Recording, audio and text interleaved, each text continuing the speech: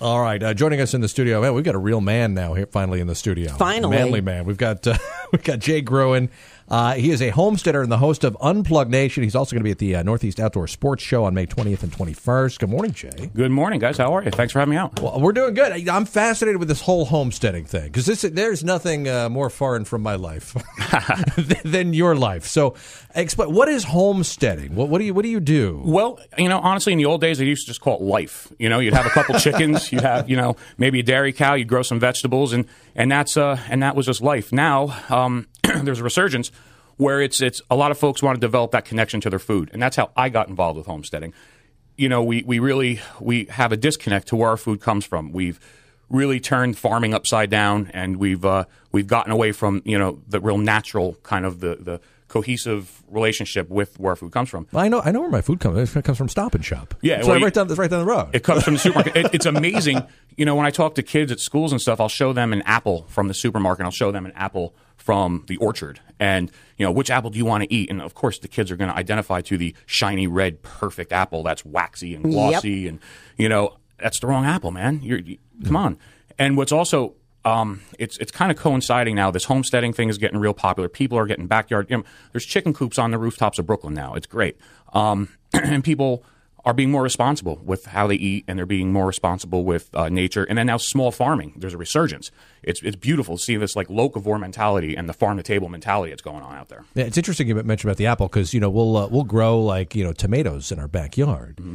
And when you eat one of those tomatoes, like, oh my God, this is what a tomato's supposed to taste like. Absolutely. And then you get one from the store, and it's just like doesn't taste like anything. Same thing with strawberries too. Yep. If you ever go like pick strawberries like fresh, they're incredible. Like I had no idea that strawberries tasted so much like strawberries. They're delicious.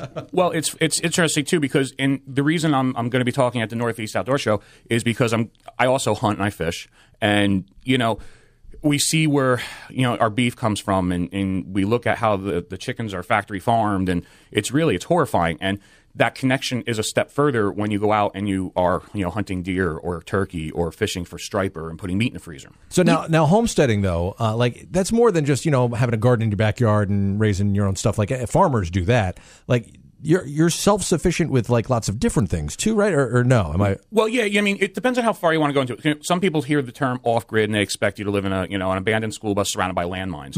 That is the first thing that came into mind. Your cache of weapons that you have. Yeah. It's like or preppers or whatever. It's not about that. It's just about a connection with everything I think in your life and finding that happy medium. You can still go out to eat once in a while. Just choose wisely what you're going to eat. You don't have to be off the grid. You don't have to have solar. You don't have to have hydroelectric. You can just take certain parts. And even if you do, I tell people all the time, you can build a solar setup and you can have all the lights on the house as long as they're LED and you're conscious of conservation of that kind of that lifestyle. It just takes an adjustment a little bit to the left or the right, not really so much turning your world upside down. I think the world is adjusting a little bit too. Like with LED lights, I used to hate them because they were so cold looking, but now they make them so that they're much warmer looking. So now I'm like and I don't feel, they don't get hot. You don't feel like they're dangerous. They last forever. But I wanted to ask you about, you hunt, so you hunt probably your own meat, but do you eat beef? Because you can't go hunting a cow. I mean, that's illegal. Well, what's interesting is my specialty is in really developing homesteads on really small properties. So it wouldn't make sense to have, a herd of cattle. But what we do is we find farmers who do. I have a friend of mine, Preston, who's just an amazing homesteader. And, he raises dairy goats on his small piece of property. We raised out a couple small cows. We go to a dairy farm. And what's a dairy farm do when they have boy cows born? They sell them or they get rid of them. Mm-hmm. So we went and we bought two of them. We raised them out for the meat.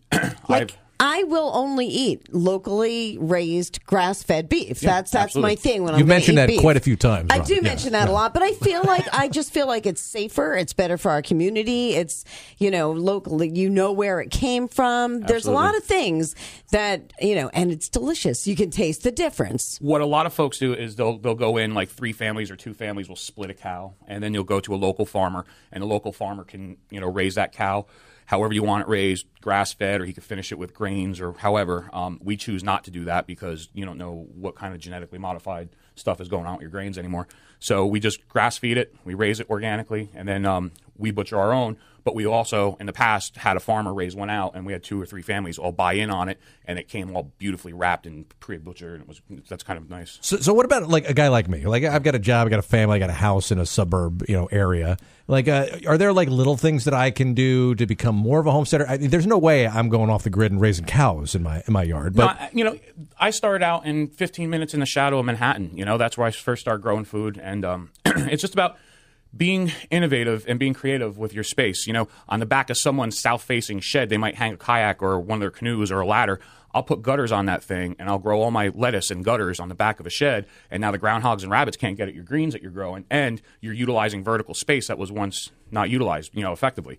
And it's just about being creative. If you have a small greenhouse in your backyard, or you could put a couple cold frames back there, chicken coop. You don't need a big chicken coop to have a couple chickens back there. Yeah, City Poughkeepsie won't let me have chickens. I've tried. I was an outlaw chicken keeper. Yeah. And when you get the last drug dealer off the streets, you come take my chickens. Until then, stay busy. Deal. All right. I mean, I've seen some of the really innovative stuff on the show, and things you've been talking about. This is cool. So, and you'll be sharing some of this at the Northeast Outdoor Sports Show as well, right? Absolutely. I'm going to be there, and I'm going to be really just talking about.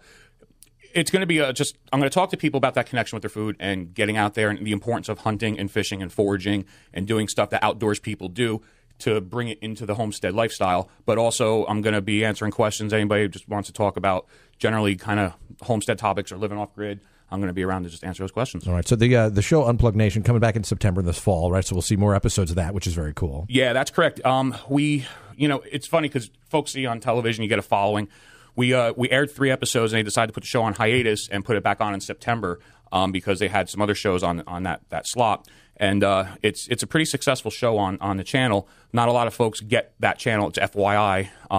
However, it's available on iTunes. It's available on Amazon and Google Play also. I do get it. And when they do the show, is it done around here, by the way, like up where you live? The closest we filmed to the Hudson Valley so far is Maine.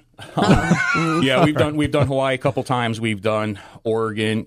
And listen, the first time I went to shoot in Hawaii, there was 3.5 feet of snow on the ground in the Hudson Valley, so going to Hawaii did not suck for a moment. Yeah, it's probably not bad. All right, so you can learn more about Jay. You've got a website as well, right? Yes, jgruen.net. You can find me on Facebook at jgruen Unplugged. And, it's funny. When I'm not on TV, I'm just a contractor working up at Jim Kelly's and Saugerties, doing my thing and swinging a hammer. Well, there you go. Well, we're happy to have you in this morning. It's fascinating stuff. You want to learn more, head on out to the Northeast Outdoor Sports Show, May 20th and 21st up at the Fairgrounds in Rhinebeck. Thanks for having me. Thanks, Jay. Appreciate it. My pleasure.